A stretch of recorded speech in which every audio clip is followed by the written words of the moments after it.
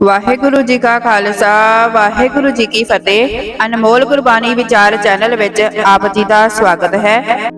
ਕਈ ਕੋਟ ਭੂਤ ਪ੍ਰੇਤ ਸੂਕਰ ਮਿਰਗਾਜ।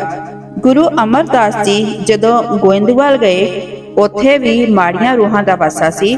ਗੁਰੂ ਸਾਹਿਬ ਨੇ ਗੋਇੰਦਵਾਲ ਨੂੰ ਵਸਾਉਣ ਲਈ ਇਹ ਬਚਨ ਕੀਤਾ ਕਿ ਜਿਹੜਾ ਇੱਥੇ ਵਸੇਗਾ ਉਸ ਨੂੰ ਇਹ ਚੀਜ਼ਾਂ ਤੰਗ ਨਹੀਂ ਕਰਨਗੀਆਂ। ਇਸ ਤੋਂ ਇਲਾਵਾ ਗੁਰੂ ਤੇਗ ਬਹਾਦਰ ਜੀ ਦਾ ਅਨੰਦਪੁਰ ਸਾਹਿਬ ਦਾ ਜ਼ਿਕਰ ਪੜ੍ਹਨ ਤੇ ਵੀ ਇਹੀ ਪਤਾ ਲੱਗਦਾ ਹੈ ਕਿ ਇਹ ਚੀਜ਼ਾਂ ਹਨ। ਅਨੰਦਪੁਰ ਸਾਹਿਬ ਦੀ ਧਰਤੀ ਦਾ ਪਹਿਲਾ ਨਾਮ ਮਾਖੋਵਾਲ ਸੀ, ਜੋ ਕਿ ਇੱਕ ਦੈਂਤ ਦੇ ਨਾਮ ਤੋਂ ਸੀ। ਜਦੋਂ ਗੁਰੂ ਗੋਬਿੰਦ ਸਿੰਘ ਜੀ ਬਾਲ ਅਵਸਥਾ ਵਿੱਚ ਇਸ ਧਰਤੀ ਤੇ ਗਏ, ਆਪਣੇ ਪਾਵਨ ਚਰਨ ਇਸ ਧਰਤੀ ਤੇ ਪਾਏ, ਤਾਂ ਗੁਰੂ ਤੇਗ ਬਹਾਦਰ ਜੀ ਨੇ ਕਿਹਾ, ਬੜਾ ਆਨੰਦ ਬਣਿਆ ਹੈ, ਇੱਥੇ ਆਨੰਦ ਵੰਡਿਆ ਜਾਵੇਗਾ, ਇੱਥੋਂ ਲੋਕ ਆਨੰਦ ਲੈਣਗੇ, ਇਸ ਲਈ ਅੱਜ ਤੋਂ ਇਸ ਧਰਤੀ ਦਾ ਨਾਮ ਆਨੰਦਪੁਰ ਹੋਵੇਗਾ। ਇੱਕ ਦਿਨ ਮਾਖੋਵਾਲ ਦੈਂਤ ਗੁਰੂ ਤੇਗ ਬਹਾਦਰ ਜੀ ਦੇ ਸਾਹਮਣੇ ਆ ਕੇ ਖੜਾ ਹੋ ਗਿਆ ਅਤੇ ਆਖਿਆ ਕਿ ਮੇਰੇ 700 ਚੇਲੇ ਹਨ, ਅਸੀਂ ਇੱਥੇ ਰਹਿੰਦੇ ਹਾਂ, ਪਰ ਜਦੋਂ ਦੀ ਤੁਸੀਂ ਇਹ ਜਗ੍ਹਾ ਲੈ ਲਈ ਹੈ, ਤੁਹਾਡੇ ਸਿੱਖ ਇੱਥੇ ਬਾਣੀ ਪੜ੍ਹਦੇ ਹਨ ਅਤੇ ਅਸੀਂ ਬਾਣੀ ਅੱਗੇ ਟਿਕ ਨਹੀਂ ਸਕਦੇ। ਜਿੱਥੋਂ ਸਾਡੇ ਕੰਨਾਂ ਵਿੱਚ ਬਾਣੀ ਦੀ ਆਵਾਜ਼ ਪਵੇ, ਉੱਥੋਂ ਸਾਨੂੰ ਅਗਾਂਹ ਭੱਜਣਾ ਪੈਂਦਾ ਹੈ। ਭਾਵ ਇਹ ਚੀਜ਼ਾਂ ਭੂਤ ਪ੍ਰੇਤ ਦੈਂਤ ਸੱਚਮੁੱਚ ਹੀ ਹੁੰਦੇ ਹਨ। ਗੁਰੂ ਤੇਗ ਬਹਾਦਰ ਜੀ ਨੇ ਦਇਆ ਦੇ ਘਰ ਵਿੱਚ ਆ ਕੇ ਕਿਹਾ ਸੀ ਕਿ ਹੁਣ ਤੁਸੀਂ ਸਰਹੰਦ ਜਾ ਕੇ ਵਸੋ, 10ਵੇਂ ਜਾਮੇ ਵਿੱਚ ਤੁਹਾਡਾ ਵੀ ਉਧਾਰ ਕਰਾਂਗੇ। ਗੁਰੂ ਗੋਬਿੰਦ ਸਿੰਘ ਜੀ ਦੇ ਸਮੇਂ ਵੀ ਭਾਈ ਪ੍ਰਹਿਲਾਦ ਸਿੰਘ ਜੀ ਨਾਲ ਇੱਕ ਘਟਨਾ ਵਾਪਰੀ। ਇੱਕ ਦਿਨ ਭਾਈ ਪ੍ਰਹਿਲਾਦ ਸਿੰਘ ਦੌੜਿਆ ਸਾਹੋ ਸਾਹੀ ਹੋਇਆ ਸਤਿਗੁਰੂ ਪਾਸ ਆਇਆ ਅਤੇ ਕਹਿਣ ਲੱਗਾ, ਸਤਿਗੁਰੂ, ਮੈਂ ਜੰਗਲ ਪਾਣੀ ਗਿਆ ਸੀ, ਰਸਤੇ ਵਿੱਚ ਦੇਖਿਆ ਕਿ ਇੱਕ ਸਰੀਰ ਨੂੰ ਭੂਤ ਚੰਬੜਿਆ ਹੋਇਆ ਸੀ। ਸਤਿਗੁਰੂ ਦੀ ਦ੍ਰਿਸ਼ਟੀ ਨਾਲ ਵੇਖ ਕੇ ਕਹਿਣ ਲੱਗੇ, ਜਿਸ ਸਰੀਰ ਦਾ ਤੂੰ ਨਾਮ ਲੈ ਰਹਾ ਹੈ, ਕਿ ਉਸ ਸਰੀਰ ਨੇ ਕਦੀ ਜਪਜੀ ਸਾਹਿਬ ਦਾ ਪਾਠ ਨਹੀਂ ਕੀਤਾ। ਇਹ ਚੀਜ਼ਾਂ ਬਣੀਆਂ ਹੀ ਉਹਨਾਂ ਲਈ ਹਨ ਜਿਹੜੇ ਬਾਣੀ ਨਾਲ ਨਹੀਂ ਜੁੜਦੇ। ਬਾਬਾ ਆਨੰਦ ਸਿੰਘ ਜੀ ਵੀ ਬਚਨ ਕਰਦੇ ਸਨ, ਜਿਸ ਘਰ ਵਿੱਚ ਦਿਨ ਦੀ ਸ਼ੁਰੂਆਤ ਬਾਣੀ ਦੇ ਨਾਲ ਹੁੰਦੀ ਹੈ ਅਤੇ ਹਰ ਰੋਜ਼ ਨੇਮ ਨਾਲ ਬਾਣੀ ਪੜ੍ਹੀ ਜਾਂਦੀ ਹੈ, ਉਸ ਘਰ ਵਿੱਚ ਜੰਤਰ ਮੰਤਰ, ਭੂਤ ਪ੍ਰੇਤ, ਹੋਰ ਮਾੜੀਆਂ ਚੀਜ਼ਾਂ ਨੂੰ ਸਵਾਦ ਦੇ ਡੱਬੇ ਵਿੱਚ ਵੀ ਜਗ੍ਹਾ ਨਹੀਂ ਮਿਲਦੀ। ਇਹ ਨਹੀਂ ਹਨ ਕਿ ਇਹ ਚੀਜ਼ਾਂ ਨਹੀਂ ਹਨ, ਪਰ ਇਹਨਾਂ ਤੋਂ ਜ਼ਿਆਦਾ ਬਾਣੀ ਬਲਵਾਨ ਹੈ। ਸੂਰਜ ਪ੍ਰਕਾਸ਼ ਵਿੱਚ ਵੀ ਇਹ ਪੰਕਤੀਆਂ ਦਰਜ ਹਨ। ਜੰਤਰ ਮੰਤਰ ਪੁਨ ਤੰਤਰ ਮਹਾਨਾ, ਭੂਤ ਪ੍ਰੇਤ ਤੇ ਦੈਂਤ ਬਲਵਾਨਾ। ਸਾਡੀ ਅੱਜ ਦੀ ਸੰਤ ਹਰਭਜਨ ਸਿੰਘ ਸੋਢੀ ਜੀ ਦੀ ਜੀਵਨ ਦੀ ਇੱਕ ਸੱਚੀ ਘਟਨਾ, ਜਦੋਂ ਉਹਨਾਂ ਦਾ ਵਾਹ ਭੂਤਾਂ ਨਾਲ ਪਿਆ ਅਤੇ ਕਿਸ ਤਰ੍ਹਾਂ ਉਹਨਾਂ ਭੂਤਾਂ ਨੇ ਉਹਨਾਂ ਸੰਤਾਂ ਨੂੰ ਡਰਾਇਆ ਅਤੇ ਕਈ ਹਮਲੇ ਵੀ ਕੀਤੇ। ਪਰ ਇਹ ਵੀ ਸੱਚ ਹੈ ਕਿ ਸਵਾਸ ਬਾਣੀ ਪੜਨ ਵਾਲੇ ਦਾ ਭੂਤ ਪ੍ਰੇਤ ਕੁਝ ਨਹੀਂ ਵਿਗਾੜ ਸਕਦੇ। ਜਿਸ ਦਾ ਸਾਹਿਬ ਡਾਡਾ ਹੋਏ, ਉਸ ਨੂੰ ਮਾਰ ਨਾ ਸਕੈ ਕੋਏ। ਸੰਤ ਹਰਭਜਨ ਸਿੰਘ ਸੋਢੀ ਜੀ ਦੀ ਜੀਵਨ ਦੀ ਸੱਚੀ ਘਟਨਾ ਦੀ ਇੱਕ ਬੜੀ ਹੀ ਪਿਆਰੀ ਸਾਖੀ ਸ਼ੁਰੂ ਕਰਨ ਤੋਂ ਪਹਿਲੇ ਆਪ ਜੀ ਅੱਗੇ ਬੇਨਤੀ ਹੈ, ਅਗਰ ਵੀਡੀਓ ਚੰਗੀ ਲੱਗੇ ਤਾਂ ਇਸ ਨੂੰ ਲਾਈਕ ਅਤੇ ਸ਼ੇਅਰ ਜ਼ਰੂਰ ਕਰਨਾ। ਜੋ ਚੈਨਲ ਤੇ ਨਵੇਂ ਹਨ, ਸਬਸਕ੍ਰਾਈਬ ਵੀ ਕਰ ਲੈਣਾ ਅਤੇ ਬੈਲ ਆਈਕਨ ਵੀ ਦਬਾ ਲੈਣਾ। ਆਪਣੇ ਵਿਚਾਰ ਕਮੈਂਟ ਵਿੱਚ ਜ਼ਰੂਰ ਸ਼ੇਅਰ ਕਰਨਾ ਅਤੇ ਕਮੈਂਟ ਵਿੱਚ ਵਾਹਿਗੁਰੂ ਜੀ ਜ਼ਰੂਰ ਲਿਖਣਾ। ਵਾਹਿਗੁਰੂ ਜੀ ਕਾ ਖਾਲਸਾ ਵਾਹਿਗੁਰੂ ਜੀ ਕੀ ਫਤਿਹ। ਸੰਤ ਹਰਭਜਨ ਸਿੰਘ ਸੋਢੀ ਜੀ ਨੇ ਆਪਣੀ ਕਿਤਾਬ ਭਜਨ ਬੰਦਗੀ ਦਾ ਪ੍ਰਤਾਪ ਵਿੱਚ ਆਪਣੀ ਜ਼ਿੰਦਗੀ ਦਾ ਇਹ ਜ਼ਿਕਰ ਲਿਖਿਆ ਹੈ, ਜਿਸ ਵਿੱਚ ਉਹ ਲਿਖਦੇ ਹਨ ਕਿ ਅਸੀਂ ਸਨ 1933 ਵਿੱਚ ਗੜਵਾਲ ਰਿਆਸਤ ਦੇ ਮਹਾਰਾਜ ਨਰਿੰਦਰ ਸ਼ਾਹ ਦੇ ਨਾਮ ਤੇ ਇੱਕ ਇੰਡਸਟਰੀਅਲ ਕੰਪਨੀ ਬਣਾਈ ਅਤੇ ਉਹਨਾਂ ਨੂੰ ਇਸ ਕੰਪਨੀ ਦਾ ਡਾਇਰੈਕਟਰ ਬਣਨ ਦਾ ਸੁਭਾਗ ਪ੍ਰਾਪਤ ਹੋਇਆ। ਉਹ ਲਿਖਦੇ ਹਨ ਕਿ ਰਿਸ਼ੀਕੇਸ਼ ਤੋਂ ਅੱਗੇ 4 ਜਾਣੇ ਸਮੇਤ ਉਹ ਪੈਦਲ ਹੀ ਚੱਲ ਪਏ ਅਤੇ ਰਾਤ ਪੈ ਜਾਂਦੇ ਪੜਾ ਦਰ ਪੜਾ ਕਰਦੇ ਹੋਏ ਅਸੀਂ ਚੱਲਦੇ ਗਏ। ਰਿਹਾਇਸ਼ ਵਾਸਤੇ ਕਈ ਥਾਵਾਂ ਦੇਖੀਆਂ, ਪਰ ਕੋਈ ਵੀ ਮਕਾਨ ਦੇਣ ਨੂੰ ਤਿਆਰ ਨਹੀਂ ਸੀ। ਆਖਿਰ ਇੱਕ ਦਿਨ ਅਸੀਂ ਜੰਗਲ ਵਿੱਚ ਫਿਰਦੇ ਇੱਕ ਬੜੇ ਸੋਹਣੇ ਜਿਹੇ ਬੰਗਲੇ ਕੋਲ ਪਹੁੰਚ ਗਏ। ਉਸ ਦੇ ਦੋ ਪਾਸੀਂ ਛੋਟੀਆਂ ਕੋਠੜੀਆਂ ਅਤੇ ਸਾਹਮਣੇ ਦੇ 2 ਵੱਡੇ ਕਮਰੇ ਅਤੇ ਇੱਕ ਬਰਾਂਡਾ ਸੀ। ਉਸ ਬਰਾਂਡੇ ਦੀ ਛੱਤ ਟੀਨਾਂ ਦੀ ਪਈ ਹੋਈ ਸੀ। ਵੱਡੇ ਕਮਰਿਆਂ ਵਿੱਚੋਂ ਇੱਕ ਕਮਰਾ ਖਾਲੀ ਸੀ ਅਤੇ ਦੂਜੇ ਪਾਸੇ ਲੱਕੜ ਦੀਆਂ ਅਲਮਾਰੀਆਂ ਵਿੱਚ ਪੁਰਾਣਾ ਰਿਕਾਰਡ ਜਿਹਾ ਪਿਆ ਹੋਇਆ ਸੀ। ਖਾਲੀ ਕਮਰੇ ਨੂੰ ਅਸੀਂ ਸਾਫ਼ ਕਰਕੇ ਹੇਠਾਂ ਚੀਲ ਦੇ ਪੱਤੇ ਵਿਛਾ ਦਿੱਤੇ ਤਾਂ ਕਿ ਬਿਸਤਰਾ ਕਰਕੇ ਉਸ ਉੱਤੇ ਰਾਤ ਨੂੰ ਸੋ ਸਕੀਏ। ਫਿਰ ਸਮਾਨ ਲੈਣ ਵਾਸਤੇ ਇੱਕ ਦੁਕਾਨਦਾਰ ਪਾਸ ਗਏ। ਸਮਾਨ ਲੈ ਕੇ ਜਦੋਂ ਅਸੀਂ ਵਾਪਸ ਚੱਲੇ ਤਾਂ ਦੁਕਾਨਦਾਰ ਕਹਿਣ ਲੱਗਿਆ, ਬਈ ਉਹ ਤਾਂ ਬੜੀ ਖਤਰਨਾਕ ਥਾਂ ਹੈ, ਉੱਥੇ ਨਾ ਜਾਓ। ਉਹ ਲਿਖਦੇ ਹਨ ਕਿ ਅਸੀਂ ਕੋਈ ਪਰਵਾਹ ਨਾ ਕੀਤੀ ਅਤੇ ਉੱਥੋਂ ਚੱਲ ਪਏ।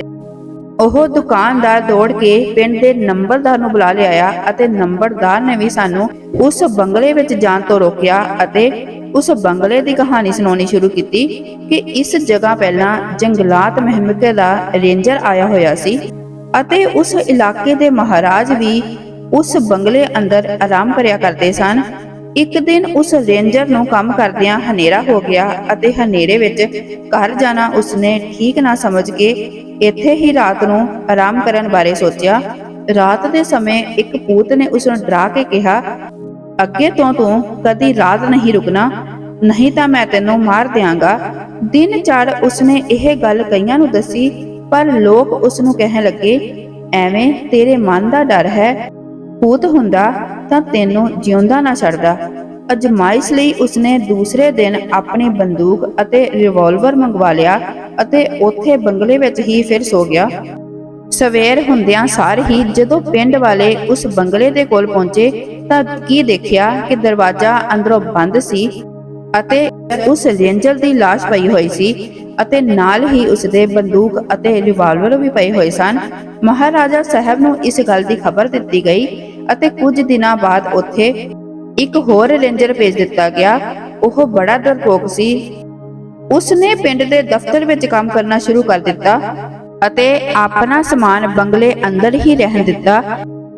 ਅਗਲੇ ਦਿਨ ਜਦੋਂ ਸਾਰੇ ਰੇਂਜਰਾਂ ਦੀ ਮੀਟਿੰਗ ਹੋਈ ਤਾਂ ਇੱਕ ਰੇਂਜਰ ਅੱਗੇ ਉਹ ਰੋਣ ਲੱਗ ਗਿਆ ਅਤੇ ਭੂਤ ਬੰਗਲੇ ਦੀ ਸਾਰੀ ਵਾਰਦਾਤ ਦੱਸੀ ਤਾਂ ਉਹ ਰੇਂਜਰ ਕਹਿਣ ਲੱਗਾ ਕਿ ਭੂਤ ਪਾਤ ਨਹੀਂ ਹੁੰਦੇ, ਤੂੰ ਐਵੇਂ ਹੀ ਡਰੀ ਜਾਂਦਾ ਹੈ।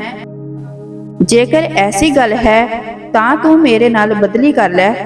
ਅਤੇ ਸਾਰਿਆਂ ਦੀ ਸਲਾਹ ਨਾਲ ਉਹਨਾਂ ਦੋਹਾਂ ਨੇ ਆਪਸ ਵਿੱਚ ਅਸਥਾਨ ਬਦਲ ਲਏ। ਉਸ ਰੇਂਜਰ ਨੇ ਆ ਕੇ ਸਾਰੇ ਪੰਨੇ ਢੰਡੋਰਾ ਫਿਰਾ ਦਿੱਤਾ ਕਿ ਇਸ ਜਗ੍ਹਾ ਤੇ ਜੱਗ ਅਤੇ ਹਵਨ ਹੋਵੇਗਾ। ਬਹੁਤ ਲੋਕ ਇਕੱਠੇ ਹੋਏ। ਬੰਗਲੇ ਦੇ ਅੰਦਰ ਹੀ ਹਵਨ ਕੀਤਾ ਗਿਆ ਅਤੇ ਪਿੱਛੋਂ ਭੰਡਾਰਾ ਵੀ ਹੋਇਆ। ਫਿਰ ਉਸਨੇ ਬਰਾਂਡੇ ਵਿੱਚ ਖੜੇ ਹੋ ਕੇ ਲੈਕਚਰ ਦਿੱਤਾ ਕਿ ਪਹਾੜੀਓ, ਤੁਸੀਂ ਐਵੇਂ ਡਰੀ ਜਾਂਦੇ ਹੋ, ਕੋਈ ਭੂਤ ਪਾਤ ਨਹੀਂ ਹੁੰਦੇ। ਜੇ ਹੋਣ ਵੀ ਤਾਂ ਵੇਦ ਮੰਤਰਾਂ ਅਤੇ ਹਵਨ ਕਰਨ ਨਾਲ ਸਾਰੇ ਭੱਜ ਜਾਂਦੇ ਹਨ। ਇਸ ਦੇ ਸਬੂਤ ਲਈ ਮੈਂ ਰਾਤ ਇੱਥੇ ਹੀ ਰਹਾਂਗਾ ਅਤੇ ਤੁਸੀਂ ਦੇਖੋਗੇ ਕਿ ਮੈਨੂੰ ਕੁਝ ਨਹੀਂ ਹੋਵੇਗਾ। ਰਾਤ ਨੂੰ ਉਹ ਉਸੇ ਕਮਰੇ ਵਿੱਚ ਸੋ ਗਿਆ। ਪਰ ਦੂਸਰੀ ਸਵੇਰ ਪਿੰਡ ਵਾਲਿਆਂ ਨੇ ਜਾ ਕੇ ਕੀ ਵੇਖਿਆ ਕਿ ਰੇਂਜਰ ਅਤੇ ਉਸ ਦਾ ਘੋੜਾ ਦੋਵੇਂ ਮਰੇ ਪਏ ਸਨ। ਉਸ ਦਿਨ ਤੋਂ ਬਾਅਦ ਮਹਾਰਾਜ ਨੇ ਹੁਕਮ ਕਰ ਦਿੱਤਾ ਕਿ ਉੱਥੇ ਕੋਈ ਨਹੀਂ ਜਾਵੇਗਾ। ਸੰਤ ਹਰਭਜਨ ਸਿੰਘ ਜੀ ਸੋਢੀ ਅੱਗੇ ਲਿਖਦੇ ਹਨ ਕਿ ਇਹ ਸਾਰੀ ਵਾਰਤਾ ਦੱਸ ਕੇ ਨੰਬਰਦਾਰ ਨੇ ਸਾਨੂੰ ਸਮਝਾਇਆ ਕਿ ਅਜਮਾਈ ਹੋਈ ਥਾਂ ਨੂੰ ਅਜਮਾਇਆ ਮੂਰਖਾਂ ਦਾ ਕੰਮ ਹੁੰਦਾ ਹੈ। ਪਰ ਅਸੀਂ ਉਸ ਦੀ ਪਰਵਾਹ ਨਾ ਕਰਦੇ ਹੋਏ ਗੁਰਬਾਣੀ ਦਾ ਆਸਰਾ ਲੈ ਕੇ ਬੰਗਲੇ ਵੱਲ ਨੂੰ ਚੱਲ ਪਏ। ਤਾਂ ਨੰਬਰਦਾਰ ਨੇ ਕਿਹਾ ਕਿ ਤੁਸੀਂ ਮੈਨੂੰ ਲਿਖ ਕੇ ਦੇ ਦਿਓ ਕਿ ਇਸਨੇ ਮੈਨੂੰ ਗੱਲ ਸਮਝਾਈ ਸੀ, ਪਰ ਮੈਂ ਆਪਣੀ ਮਰਜ਼ੀ ਨਾਲ ਬੰਗਲੇ ਵਿੱਚ ਰਹਿਣ ਲਈ ਜਾ ਰਿਹਾ ਹਾਂ ਤਾਂ ਕਿ ਮਹਾਰਾਜ ਸਾਹਿਬ ਮੇਰੇ ਨਾਲ ਨਾਰਾਜ਼ ਨਾ ਹੋਣ। ਮੈਂ ਨੰਬਰਦਾਰ ਨੂੰ ਲਿਖ ਕੇ ਕੁਝ ਨਾ ਦਿੱਤਾ। ਇਸ ਤੇ ਨੰਬਰਦਾਰ ਨੇ ਆਪਣੇ ਸਾਥੀਆਂ ਨੂੰ ਕਿਹਾ ਕਿ ਜੇ ਇਹਨਾਂ ਨੂੰ ਕੋਈ ਘਟਨਾ ਵਾਪਰ ਗਈ ਤਾਂ ਤੁਸੀਂ ਸਾਰੇ ਗਵਾਹ ਹੋ, ਕਿਉਂਕਿ ਜੋ ਮੈਂ ਇਹਨਾਂ ਨੂੰ ਸਾਰੀ ਕਹਾਣੀ ਦੱਸ ਦਿੱਤੀ ਹੈ, ਪਰ ਇਹਨਾਂ ਨੇ ਫਿਰ ਵੀ ਸਾਡੀ ਪਰਵਾਹ ਨਹੀਂ ਕੀਤੀ। ਅੱਗੇ ਉਹ ਲਿਖਦੇ ਹਨ ਕਿ ਹਨੇਰਾ ਹੋਣ ਤੋਂ ਪਹਿਲੇ ਅਸੀਂ ਉਸ ਬੰਗਲੇ ਵਿੱਚ ਪੁੱਜ ਗਏ ਅਤੇ ਬੰਗਲੇ ਵਿੱਚ ਪਹੁੰਚ ਕੇ ਸਭ ਤੋਂ ਪਹਿਲਾਂ ਮੈਂ ਇੱਕ ਦਰਖਤ ਦੀ ਟਾਹਣੀ ਕੱਟ ਕੇ ਉਸ ਦੇ ਪੱਤਿਆਂ ਉੱਤੇ 108 ਵਾਰ ਤਾਤੀ ਵਾਵਨ ਲੱਗ ਗਈ ਪਰ ਬ੍ਰਹਮ ਸਰਨਾਈ ਵਾਲਾ ਸੰਪੂਰਨ ਪਾਠ ਕਰਕੇ ਬੰਗਲੇ ਦੇ ਆਲੇ ਦੁਆਲੇ ਰਾਮਕਾਰ ਕੱਢ ਦਿੱਤੀ। ਮੈਂ ਅਤੇ ਮੇਰੇ ਨਾਲ ਦੇ ਨੌਕਰ ਨੇ ਦੋਨਾਂ ਨੇ ਸਲਾਹ ਕੀਤੀ ਕਿ ਰਾਤ ਨੂੰ ਇੱਕ ਜਣਾ ਜਾਗਦਾ ਰਹੇ ਅਤੇ ਦੂਸਰਾ ਸੌਂ ਲਵੇ ਤਾਂ ਜੋ ਜੇਕਰ ਕੋਈ ਖਤਰਾ ਪਾਸੇ ਤਾਂ ਸੁੱਤੇ ਪਏ ਹੋਏ ਨੂੰ ਸਾਵਧਾਨ ਕੀਤਾ ਜਾ ਸਕੇ। ਪਹਿਲਾਂ ਨੌਕਰ ਸੋ ਗਿਆ, ਪਰ ਉਸ ਨੂੰ ਵੀ ਨੀਂਦ ਕਿੱਥੋਂ ਆਉਣੀ ਸੀ ਕਿਉਂਕਿ ਮੌਤ ਦਾ ਡਰ ਬਾਰ-ਬਾਰ ਆਉਂਦਾ ਰਿਹਾ। ਸੰਤ ਹਰਭਜਨ ਸਿੰਘ ਜੀ ਸੋਢੀ ਅੱਗੇ ਲਿਖਦੇ ਹਨ ਕਿ ਥੋੜਾ ਹੀ ਸਮਾਂ ਅਜੇ ਲੱਗਿਆ ਸੀ ਕਿ ਦੂਰ ਤੋਂ ਉਹਨਾਂ ਨੂੰ ਇੱਕ ਸ਼ੇਰ ਦੀ ਗਰਜ ਸੁਣਾਈ ਦਿੱਤੀ ਅਤੇ ਹੌਲੀ-ਹੌਲੀ ਉਹ ਆਵਾਜ਼ ਸਾਡੇ ਨੇੜੇ ਆਉਂਦੀ ਗਈ ਅਤੇ ਅਸੀਂ ਸਮਝਿਆ ਕਿ ਸ਼ੇਰ ਆਦਮ ਹੋ ਰਿਹਾ ਹੈ, ਉਸ ਨੂੰ ਸਾਡੀ ਬੂ ਆ ਗਈ ਹੋਵੇਗੀ, ਤਾਂ ਹੀ ਇੱਧਰ ਨੂੰ ਵੱਧ ਰਿਹਾ ਹੈ। ਵਧੇਰੇ ਨੇੜੇ ਆ ਕੇ ਜਦ ਸ਼ੇਰ ਫੇਰ ਗਰਜਿਆ ਤਾਂ ਨੌਕਰ ਨੇ ਜ਼ੋਰ ਦੀ ਚੀਕ ਮਾਰੀ ਅਤੇ ਬੇਹੋਸ਼ ਹੋ ਗਿਆ। ਪਰ ਉਹ ਆਪ ਵਾਹਿਗੁਰੂ ਵਾਹਿਗੁਰੂ ਕਰਦੇ ਰਹੇ ਅਤੇ ਬੇਨਤੀ ਕਰ ਰਹੇ ਸਨ, ਸੱਚੇ ਪਾਤਸ਼ਾਹ ਸਾਨੂੰ ਬਚਾਓ। ਅਖੀਰ ਸ਼ੇਰ ਸਾਡੇ ਕੋਲ ਪਹੁੰਚ ਗਿਆ ਅਤੇ ਬਾਹਰ ਵਗ ਰਹੇ ਚਸ਼ਮੇ ਤੋਂ ਉਸਨੇ ਪਾਣੀ ਪੀਤਾ।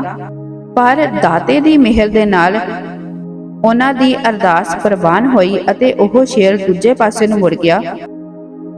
ਉਹ ਲਿਖਦੇ ਹਨ ਕਿ ਹੁਣ ਭੂਤਾਂ ਦੀ ਵਾਰੀ ਹੋ ਗਈ। ਰਾਤ ਦੇ ਗੁੱਪ ਹਨੇਰੇ ਵਿੱਚ ਉਹਨਾਂ ਨੇ ਬੜੀਆਂ ਭਿਆਨਕ ਆਵਾਜ਼ਾਂ ਕੱਢਣੀਆਂ ਸ਼ੁਰੂ ਕਰ ਦਿੱਤੀਆਂ ਅਤੇ ਅਸੀਂ ਵੀ ਜ਼ੋਰ ਨਾਲ ਨਾਮ ਦਾ ਖੰਡਾ ਖੜਕਾਉਣਾ ਸ਼ੁਰੂ ਕਰ ਦਿੱਤਾ।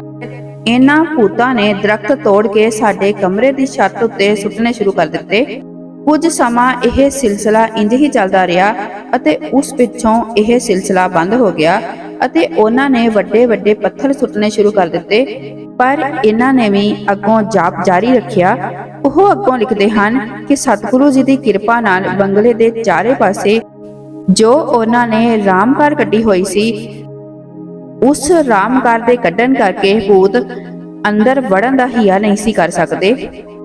ਆਖਿਰ ਭੂਤਾਂ ਨੇ ਆਪਣੀ ਦਾਲ ਗਲਦੀ ਨਾ ਦੇਖ ਕੇ ਬਿਜਲੀ ਦੀ ਕੜਕੜਾਹਟ ਵਰਗੀ ਆਵਾਜ਼ ਕੱਢੀ ਅਤੇ ਉਹਨਾਂ ਸੰਤਾਂ ਨੇ ਸਮਝਿਆ ਕਿ ਮਕਾਨ ਦੀ ਛੱਤ ਉੱਤੇ ਬਿਜਲੀ ਡਿੱਗ ਪਈ ਹੈ ਅਤੇ ਬੇਹੋਸ਼ੀ ਦੀ ਹਾਲਤ ਵਿੱਚ ਉਹ ਕਿੰਨਾ ਚਿਰ ਹੀ ਪਏ ਰਹੇ ਅਤੇ ਜਦੋਂ ਉਹਨਾਂ ਨੂੰ ਥੋੜੀ ਹੋਸ਼ ਆਈ ਤਾਂ ਉਹਨਾਂ ਨੇ ਆਪਣੇ ਆਸ-ਪਾਸ ਅੱਗ ਜਲਦੀ ਵੇਖੀ ਅਤੇ ਉਹ ਸੋਚਣ ਲੱਗੇ ਕਿ ਇਸ ਅੱਗ ਵਿੱਚ ਉਹਨਾਂ ਨੂੰ ਸਾੜਿਆ ਜਾਵੇਗਾ। ਪਰ ਉਹਨਾਂ ਦੇ ਮੂੰਹੋਂ ਆਵਾਜ਼ ਨਹੀਂ ਸੀ ਨਿਕਲ ਰਹੀ ਅਤੇ ਉਹਨਾਂ ਨੇ ਆਪਣੀ ਸੁਰਤੀ ਨਾਲ ਹੀ ਸਿਮਰਨ ਸ਼ੁਰੂ ਕਰ ਦਿੱਤਾ ਅਤੇ ਇਸ ਸਿਮਰਨ ਦੇ ਨਾਲ ਉਹਨਾਂ ਅੰਦਰ ਇੰਨੀ ਸ਼ਕਤੀ ਆਈ ਕਿ ਉਹ ਉੱਠ ਕੇ ਬੈਠ ਗਏ ਅਤੇ ਜ਼ੋਰ-ਜ਼ੋਰ ਨਾਲ ਜਪ ਕਰਨ ਲੱਗ ਪਏ ਅਤੇ ਉਹਨਾਂ ਦਾ ਇਹ ਭੈ ਦੂਰ ਹੋ ਗਿਆ। ਇਸ ਤਰ੍ਹਾਂ ਕਰਦੇ ਕਰਦੇ ਰਾਤ ਲੰਘ ਗਈ ਅਤੇ ਦਿਨ ਦਾ ਚੜ੍ਹਾਅ ਹੋ ਗਿਆ ਅਤੇ ਨੌਕਰ ਹਜੇ ਤੱਕ ਬੇਹੋਸ਼ ਹੀ ਪਿਆ ਸੀ। ਉਧਰੋਂ ਪਿੰਡ ਦਾ ਨੰਬਰਦਾਰ ਆਪਣੇ 5-7 ਸਾਥੀਆਂ ਸਮੇਤ ਮਿਸਾਲਾਂ ਬਾਲ ਕੇ ਸਾਨੂੰ ਵੇਖਣ ਵਾਸਤੇ ਆ ਗਿਆ। ਉਹਨਾਂ ਦੇ ਪੈਰਾਂ ਦੀ ਆਵਾਜ਼ ਤੋਂ ਸੰਤਾਂ ਨੂੰ ਇਹ ਲੱਗਿਆ ਕਿ ਸ਼ਾਇਦ ਭੂਤ ਦੁਬਾਰਾ ਆ ਗਏ ਹਨ। ਜਦੋਂ ਨੰਬਰਦਾਰ ਨੇ ਆ ਕੇ ਦਰਵਾਜ਼ਾ ਖੜਕਾਇਆ ਤਾਂ ਸੰਤਾਂ ਨੇ ਵੀ ਅੰਦਰੋਂ ਕੁਝ ਕਹਿਣ ਦੀ ਬਜਾਏ ਜ਼ੋਰ ਨਾਲ ਵਾਹਿਗੁਰੂ ਕਹਾ। ਇਹ ਸੁਣ ਕੇ ਨੰਬਰਦਾਰ ਬੋਲਿਆ, ਜੀਤਾ ਹੈ, ਜੀਤਾ ਹੈ। ਅਤੇ ਉਹਨਾਂ ਨੇ ਉਸ ਨੰਬਰਦਾਰ ਦੀ ਆਵਾਜ਼ ਪਹਿਚਾਨ ਕੇ ਦਰਵਾਜ਼ਾ ਖੋਲ੍ਹ ਦਿੱਤਾ ਅਤੇ ਸਾਰੇ ਪਿੰਡ ਵਾਲੇ ਅੰਦਰ ਆ ਗਏ ਅਤੇ ਉਹਨਾਂ ਨੂੰ ਜਿਉਂਦਾ ਵੇਖ ਕੇ ਹੈਰਾਨ ਹੋ ਗਏ। ਸੰਤ ਹਰਭਜਨ ਸਿੰਘ ਜੀ ਅੱਗੋਂ ਲਿਖਦੇ ਹਨ ਕਿ ਅਸੀਂ ਉਸ ਬੰਗਲੇ ਵਿੱਚ ਲਗਭਗ 1 ਮਹੀਨਾ ਰਹੇ ਅਤੇ ਮੁੜ ਕਦੇ ਵੀ ਕੋਈ ਘਟਨਾ ਨਹੀਂ ਵਾਪਰੀ। ਇਸ ਵਾਰਤਾ ਤੋਂ ਇਹੀ ਸੇਧ ਮਿਲਦੀ ਹੈ ਕਿ ਗੁਰਬਾਣੀ ਅਤੇ ਨਾਮ ਵਿੱਚ ਇੰਨੀ ਸ਼ਕਤੀ ਹੈ ਕਿ ਗੁਪਤ ਭੈੜੀਆਂ ਰੂਹਾਂ ਵੀ ਬੰਦੇ ਦਾ ਕੁਝ ਨਹੀਂ ਵਿਗਾੜ ਸਕਦੀਆਂ, ਪਰ ਲੋੜ ਹੈ ਸ਼ਰਧਾ ਦੀ, ਵਿਸ਼ਵਾਸ ਦੀ ਅਤੇ ਵਿਸ਼ਵਾਸ ਵਾਲਿਆਂ ਦੇ ਹੀ ਬੇੜੇ ਪਾਰ ਹੁੰਦੇ ਹਨ। ਹੋ ਟੁਟੇਂਦੀ ਸੱਜਣਾ ਸੱਜਣ ਮੈਡੈ ਨਾਲ, ਜਨ ਨਾਨਕ ਅਲਖ ਨ ਲਖੀਐ ਗੁਰਮੁਖ ਦੇਹ ਦਿਖਾਲ। ਵਾਹਿਗੁਰੂ ਜੀ ਕਾ ਖਾਲਸਾ, ਵਾਹਿਗੁਰੂ ਜੀ ਕੀ ਫਤਿਹ।